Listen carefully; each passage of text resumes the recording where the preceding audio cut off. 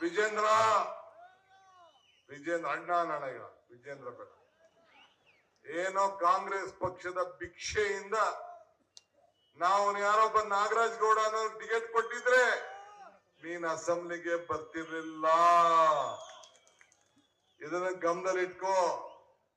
ಅದ್ ಬಿಟ್ಬಿಟ್ಟು ಏನ್ ಭ್ರಷ್ಟಾಚಾರದ ಪಿತಾಮಹ ಅಂತೆ. ನಾನು ಕೇಳಲಿಕ್ಕೆ ಬಯಸ್ತಾ ಇದ್ದೀನಿ, ವಿಜೇಂದ್ರ, ನಿನ್ನ ತಂದೆ ಯಾರಿಗೋಸ್ಕರ ರಾಜೀನಾಮೆ ಕೊಟ್ರು? ಸುಪ್ರೀಂ ಕೋರ್ಟ್ ಅಲ್ಲಿ ಏನಿದೆ? ಏನು ಇವತ್ತು ದುಬೈಗೆ ಸ್ಪೆಷಲ್ ಫ್ಲೈಟ್ ಅಲ್ಲಿ ಹೋಗಿ ಅಕೌಂಟ್ ಓಪನ್ ಮಾಡ್ತಲ್ಲ ನಮ್ಮ ಬ್ಯಾಂಕು, ಯಾವ ಬ್ಯಾಂಕು? ಲಕ್ಷ್ಮೀ ವಿಲಾಸ್ ಬ್ಯಾಂಕ್. ಕೋಟಿ ಗಟ್ಟಲೆ ಹಣ ಟ್ರಾನ್ಸ್ಫರ್ ಆಯ್ತಲ್ಲ. ಇನ್ನ ಯಾಕೆ ನಿಮ್ ಸರ್ಕಾರ ನಿನ್ನ ಮೇಲಿನ ತನಿಖೆ ಮಾಡಿಸಿಲ್ಲ? ಯಾಕೆ ರಾಜೀನಾಮೆ ಕೊಡ್ಸಿದ್ರು? ಇನ್ನ ಯಾಕೆ ಹಂಗೆ ಇದೆ? ತಂಗಿ ಮಕ್ಕಳು, ಬೇರೆ ಬೇರೆ ಮಕ್ಕಳು ಎಲ್ಲ ಕುಟುಂಬದವರು ನಂಟ್ರಿಸ್ಟ್ರು ನಡೀತಲ್ಲ.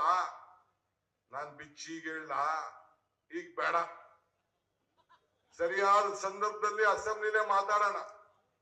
ಇವೆಲ್ಲ ಅಸೆಂಬ್ಲಿ ಚರ್ಚೆ ಆಗ್ಬೇಕು, ದಾಖಲಾಗಿರ್ಬೇಕು.